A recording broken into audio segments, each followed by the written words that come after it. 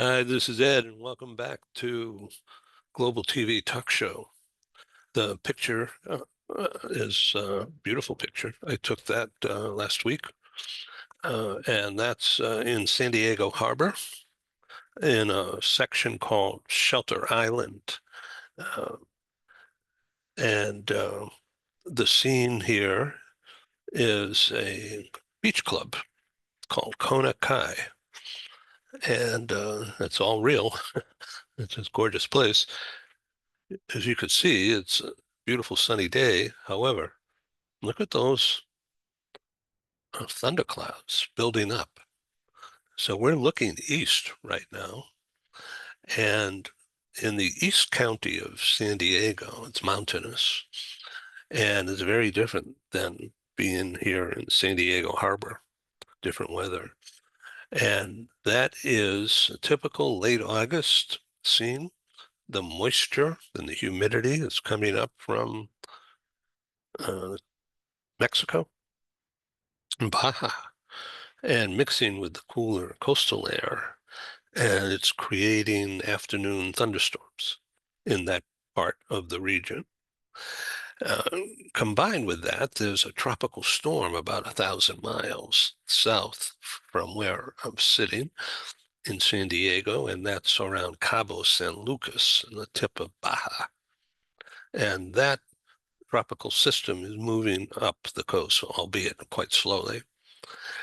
So this picture was taken, let's see, 2 days ago, and today is August 28th, and it's coming up to 9 a.m. here in California, and it's cloudy and relatively cool, about 70, 75. It's raining, and it's raining for the first time here in downtown San Diego since May. So this smells and feels good, and the earth and the trees all love it.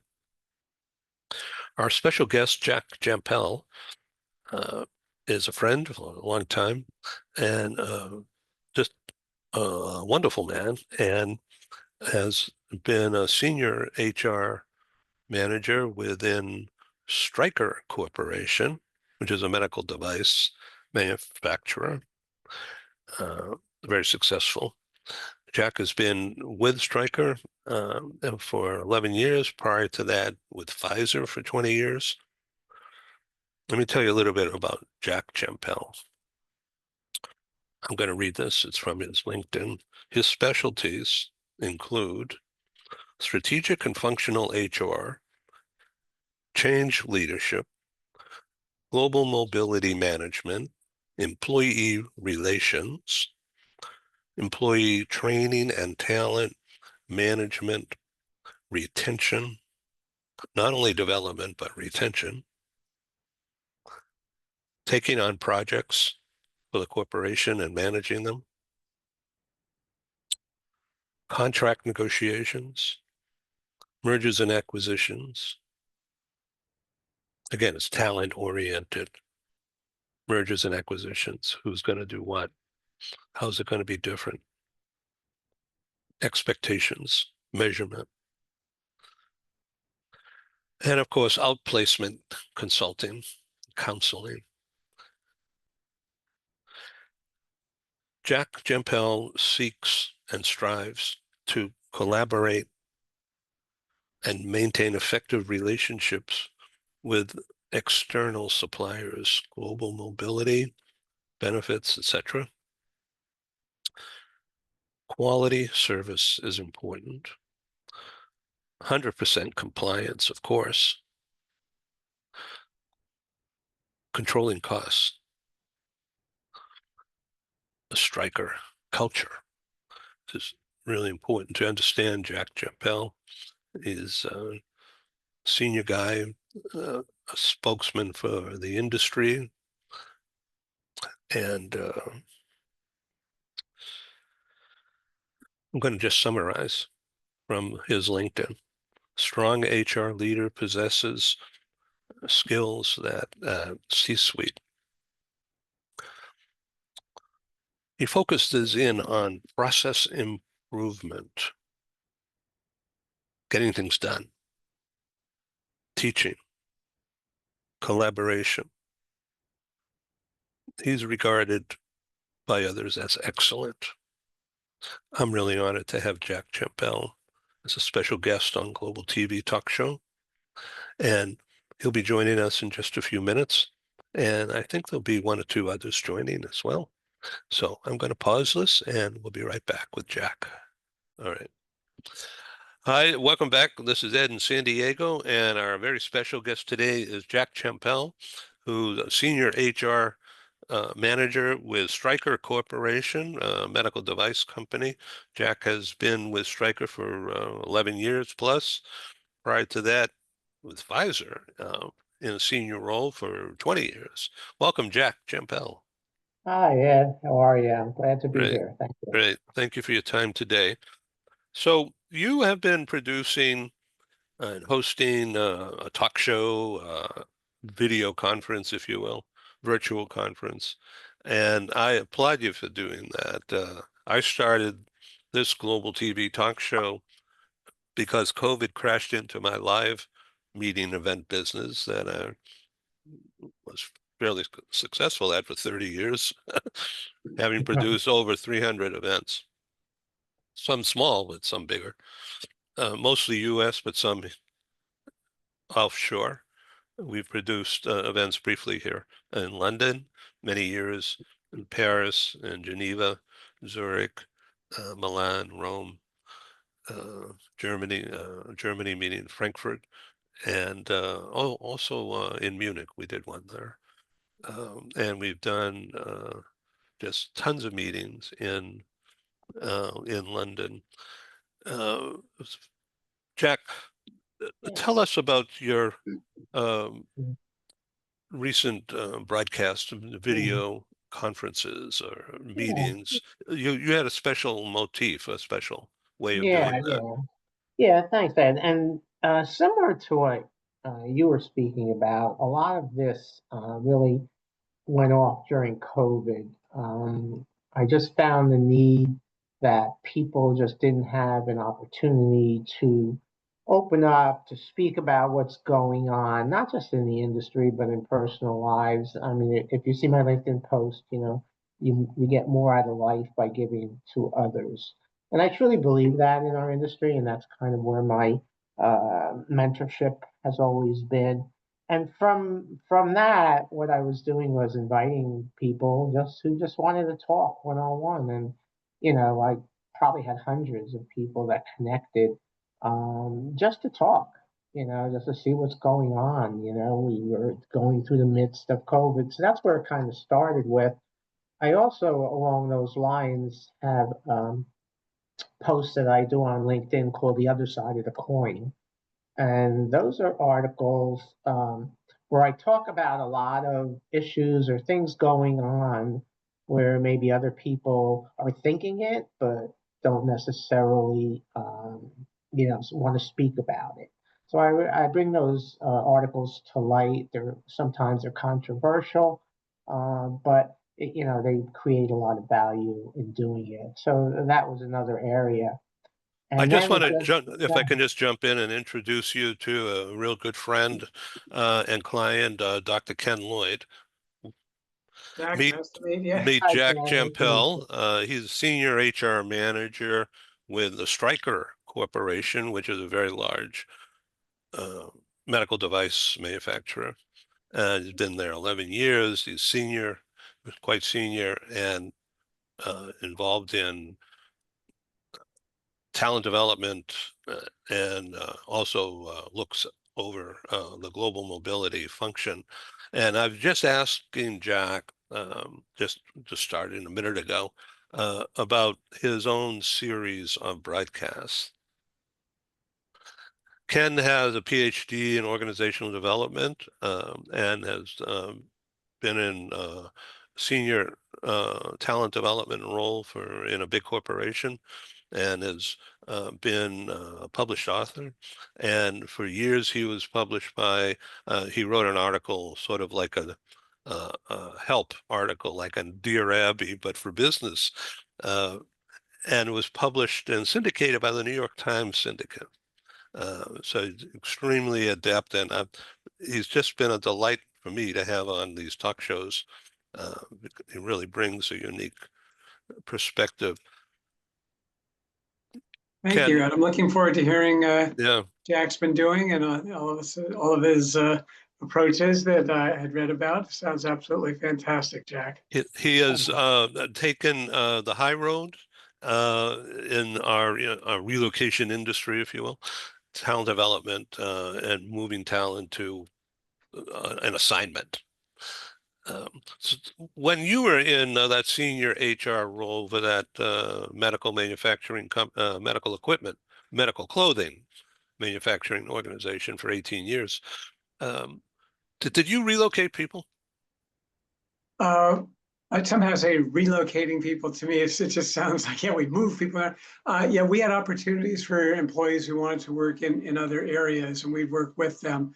We did one major move where we opened a DC in Texas, and all employees who wanted to move were given the opportunity to do so, flew them down there, introduced them to schools and all the other local support, and a pretty good number actually did it and enjoyed the process. So we had opportunities international and across the US for employees, and the opportunity we offered to them, and those who were interested, if it worked out for them, for their career and their family, we'd take the steps from there. Great, thank you. Jack, I'm sorry to interrupt. I just wanted to make sure the audience knew why I wanted Ken here and why, and so that you're comfortable with Yeah, this no, no, also. no, I appreciate it. And, you're speaking about being published in books, and that's kind of always been a dream of mine. And I have never done it. I've never written a book, and never really published an article, in the New York Times, something like that. So I am jealous about that. Not all of it. But yeah, so I was just talking about some of the communications that I've opened up. And so I started these industry calls kind of after COVID. And I know the industry started going a little bit down as far as volume wise, impacting suppliers. There was a lot of stress around this, and a lot of different reasons were being provided from, it's just going to be another year until COVID, is done with, we'll get back to normal. But as we can see as an industry, we're still going through that downturn, and it's not really related to COVID. Um, so what I did is I started to have these industry calls just to talk about what others are feeling around what's going on in the industry, what's going on in their lives, what's going on in their jobs. And what it did was it brought together, and I had probably over 200 people signing up for this.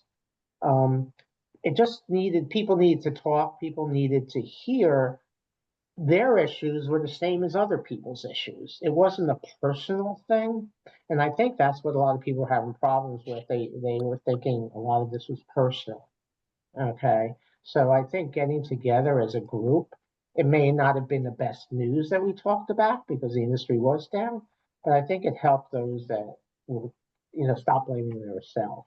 So let me ask you, what percentage would you guess, it's off the top of your head, were corporate rather than services providers?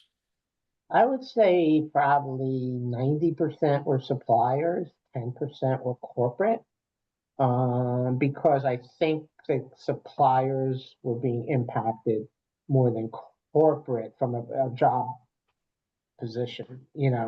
Uh, although our business may be down, we may be having less relocations. That doesn't mean my program isn't less work or anything of that nature. We take on other responsibilities, and we're always looking at process improvement.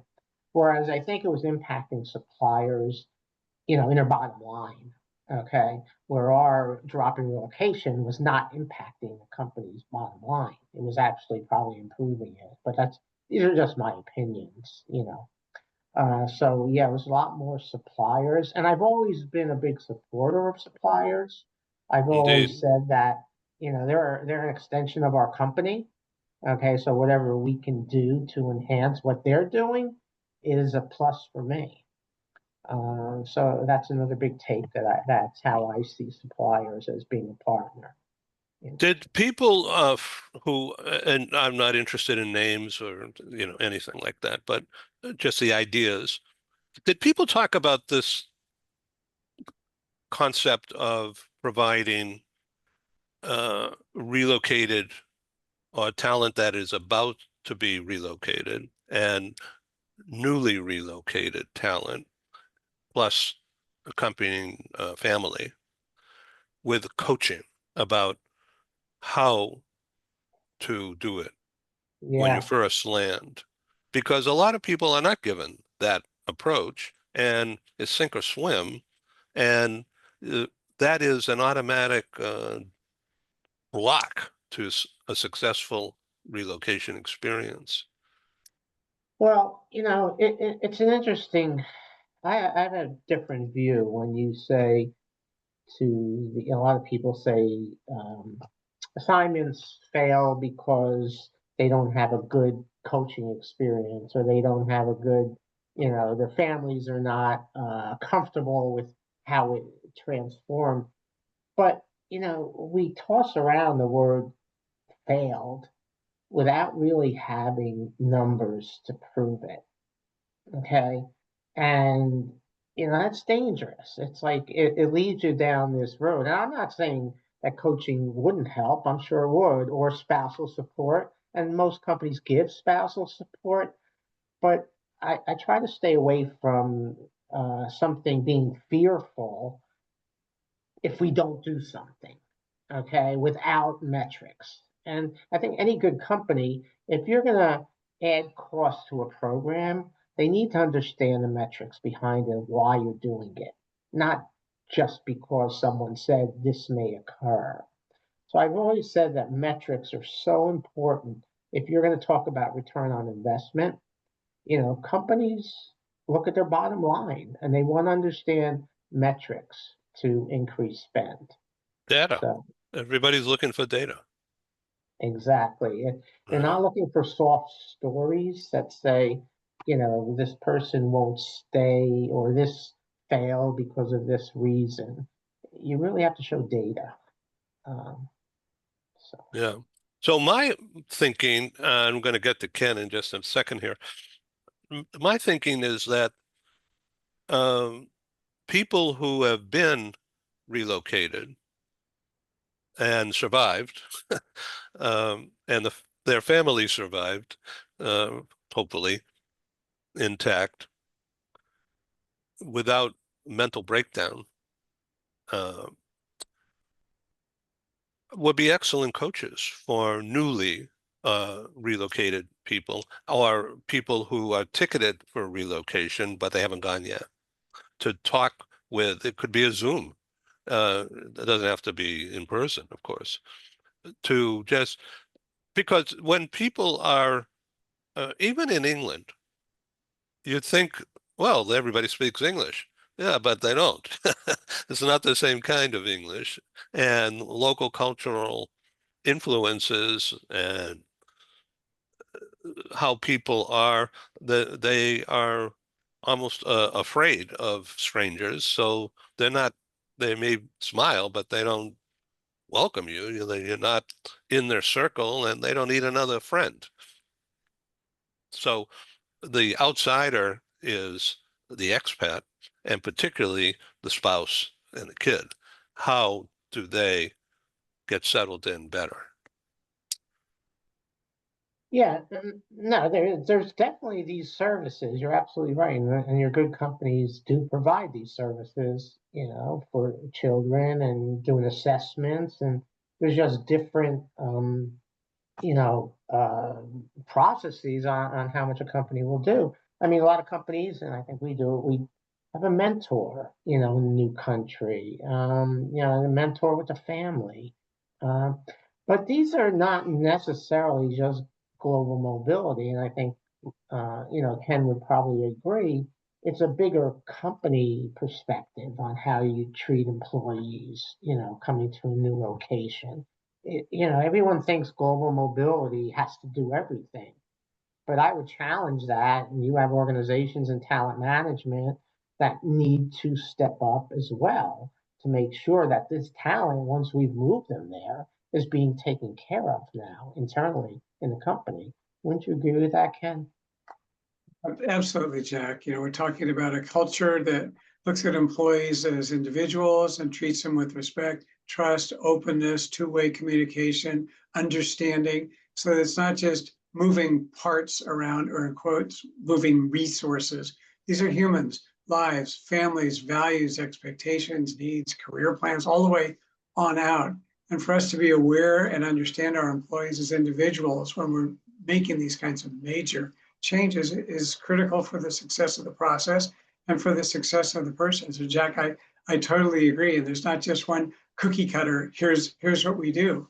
Circumstances vary. And I agree with also with Ed saying, if we can move people across the US, and by golly, it can be a real cultural adjustment.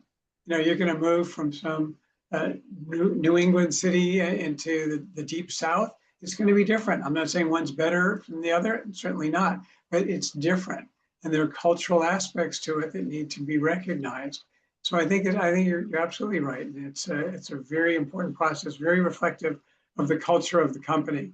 And the more humanly way in which it's approached, the more likelihood of increased success and effectiveness when that occurs. Yeah, and getting back to, talking about not having the data, even if, companies do, let's talk about the US exit interviews.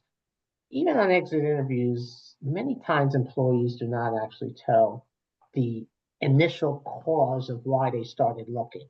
They may say they have another opportunity. That's the end result. But why did they start looking?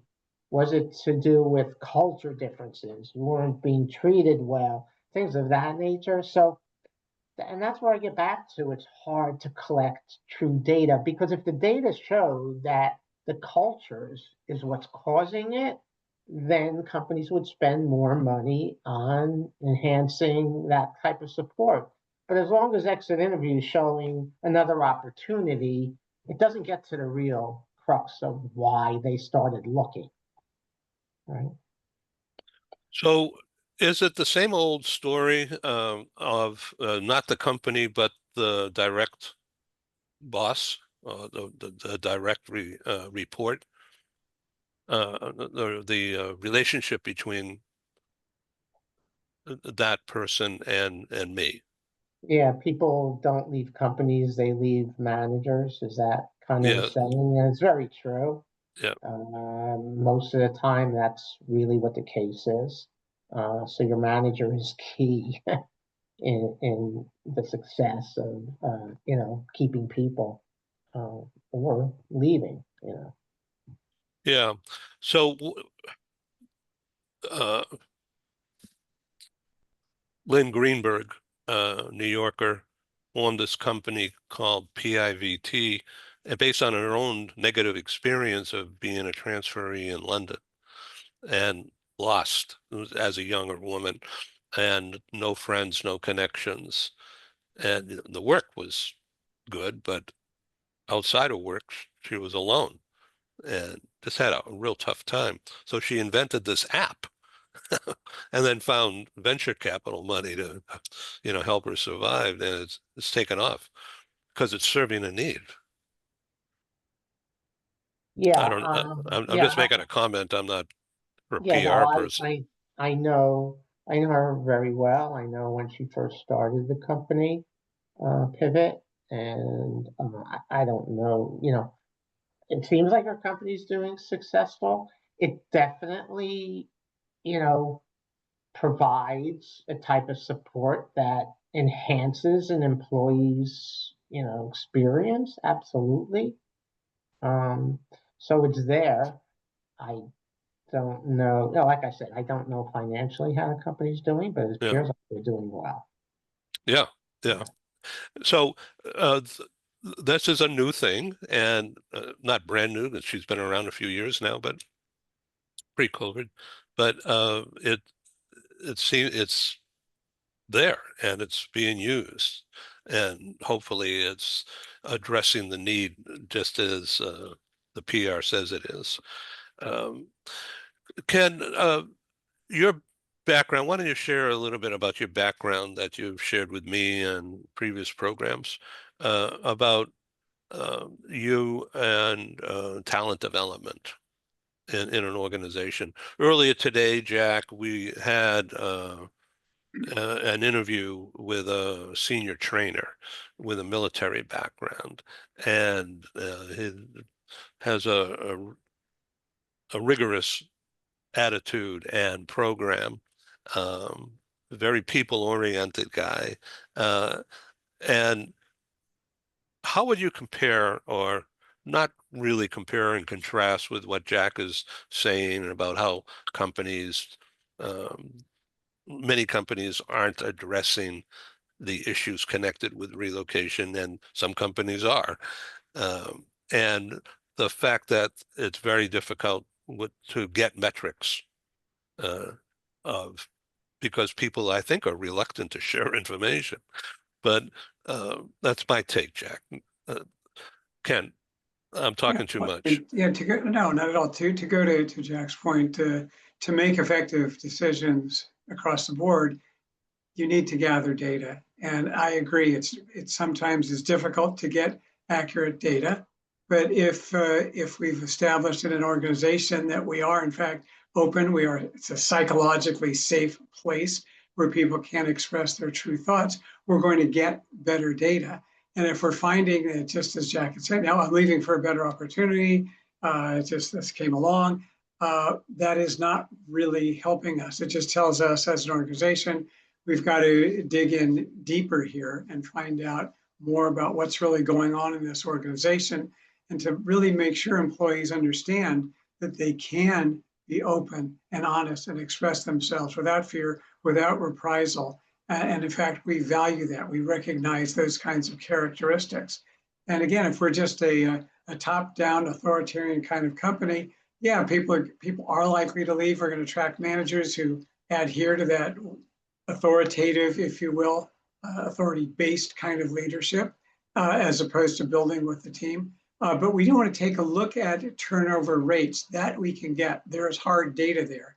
And if we're just finding key increases in turnover in various departments, various areas, is it more among the newer employees that we bring on? Is it among the more senior? What's going on? To really conduct an analysis, it will help us understanding the organization. And certainly when you approach topics like relocation, it's going to be very helpful to have that kind of data as well. But turnover can be very impactful and very important for us to honestly look at, not rationalize, but really say, all right, what's really behind this? We know that today's younger employees are looking for development, growth opportunities, opportunity to be heard, respect for some of the values that they bring into the workplace, organizations that are a little bit more socially oriented, as well as focused on the basic business bottom line kinds of factors. What are we doing? Are we seeing, for example, in our data analysis, we're losing new hires at a ridiculous rate? What's going on there? What might be happening? Analyzing the data and doing some research and some studying. Jack, are you measuring the issue of remote assignments? So, like, in other words, when I do a broadcast from San Diego and I have a client from Hamburg, Germany, and another client from Berlin, Germany, and another client from London, all on the same show. So I am basically working in those locations, quote unquote, working. How much of that kind of remote work are you involved with? It's actually something managed outside of mobility. On the international side, they're more involved in remote work because taxability and things of that nature. But it is managed in our company, but the approach is always the approach we've taken after COVID is that, remote work is supported as long as the business is able to feel that it's the right thing for that position. Not every position, obviously, can be remote, but you know, their take on it is they trust their employees. The company has been doing well. There's no reason to question that, although you hear companies saying, "Oh, we're going back, we're going back." You know, it just depends on your company, on the culture of the company. And you know, we have taken a stance that, yeah, remote work does work in certain situations, and it doesn't work in others. So Um, it's not, so the mobility, in your view, the mobility operation doesn't get into remote work because um, because there's no cost involved and there's no responsibility. right. It's not in my company, it's not under mobility. HR and managers, they record it and they understand payroll. It's all understood in the systems and where someone is working, but it's not a responsibility in the US of mobility to track that. Right. Fascinating. Okay, so and so the same idea then would cover global talent development, whereby, say, my client that I just referred to in Hamburg, Germany, uh, she's not going to relocate to San Diego, and I'm not going to relocate there, but we're doing work together. So that's international business, international talent development, and nothing to do with mobility. Correct. Where our international gets involved is more when there's someone moving, whether it's permanent, whether it's assignment, whether it's extended business travel. We try to monitor to make sure that we're in compliance Right. with the various tax, immigration, whatever that may be. But not someone that's sitting in a house, you know, somewhere working for another company. You know, that's something that the manager needs to understand. Yes, of course. Right. So let's go back to your video conference that you have coming up in what? It's October, right? Yes, yeah, this is a special one. Yeah. The topic that I brought up this time was, you know what, we seem to be a very cohesive industry, and we always talk about all these regionals and how everyone is friendly with each other. This is going to give an opportunity for a handful of individuals to tell their story. There's a lot of individuals that I've spoken to that I've heard some personal stories that were remarkable, whether they're health related, whether they're success related. And it's giving these individuals who volunteered, I asked for volunteers and probably have about 10. I think, Ed, you're one of them, that is going to tell their story to probably over 200 people that will help them better understand who this person really is, why they act the way they do.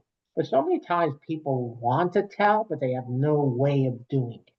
So I'm giving the people this personal, has nothing to do with our industry, but we say how close we are as an industry. It'll help people understand more about some individuals. You know, I don't know if you were at the WRC last year when I did the lightning round type No, I was not there. session. Yeah, and I spoke about. I think you have to do it's 5 minutes, 20 slides or something. And I spoke about my personal experience growing up. And it was very impactful. So I took it from that to give others an opportunity that you just don't get today. There's no way to get that.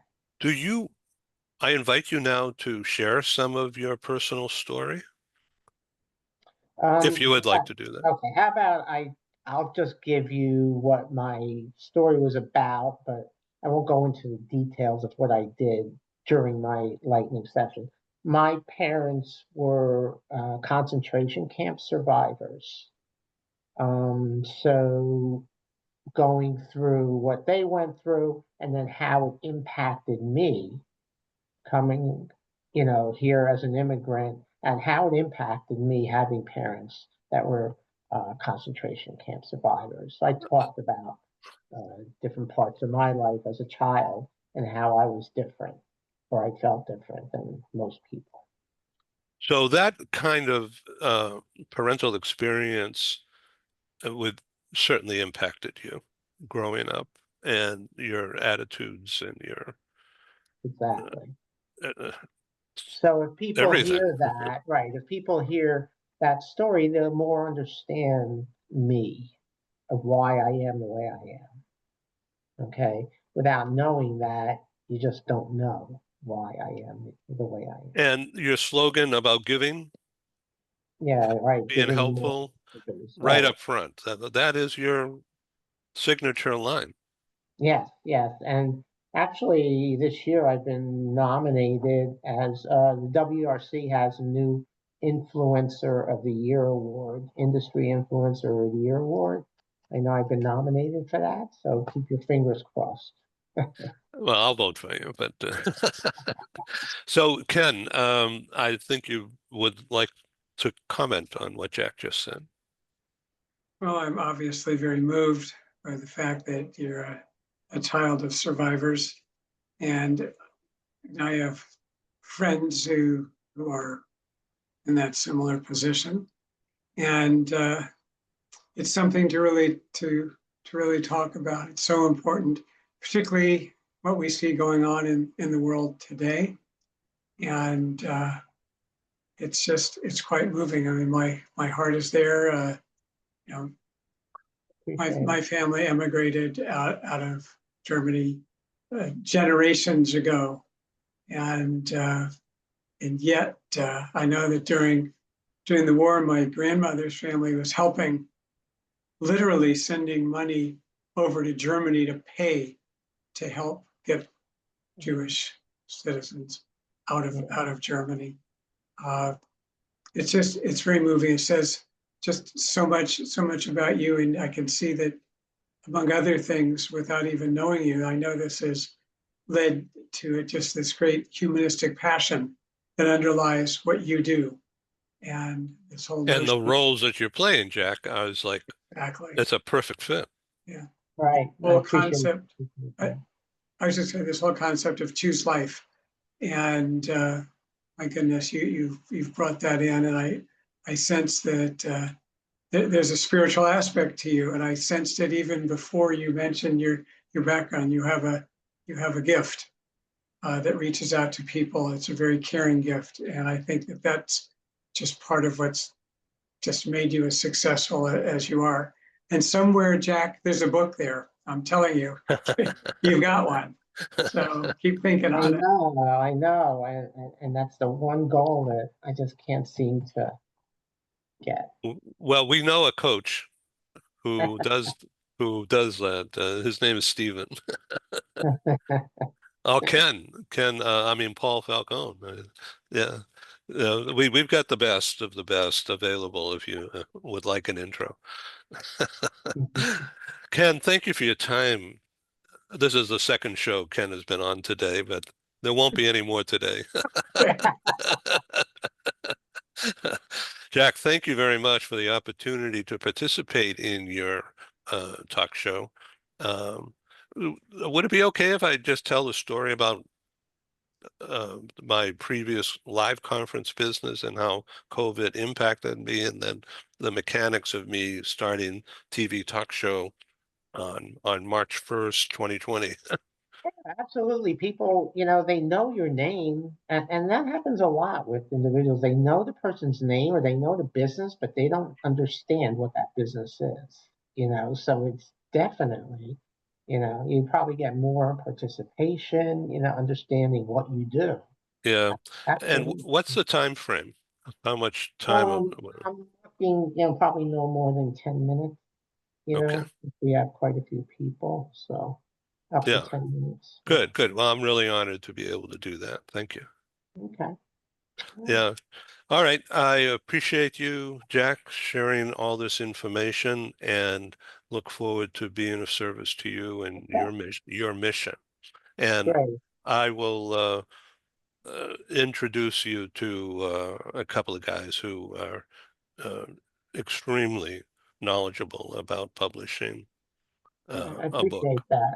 Yeah, I appreciate that. And it was great And then it's meeting up to you, you. Ken. Yeah. Yep. Ken, thanks. It was great meeting you and spending some time with you. Same to you, Jack. Thank you. Thank you. All right. Okay. Thank you. Have a nice weekend. All right. Goodbye. Thank you. Bye-bye. Thank you.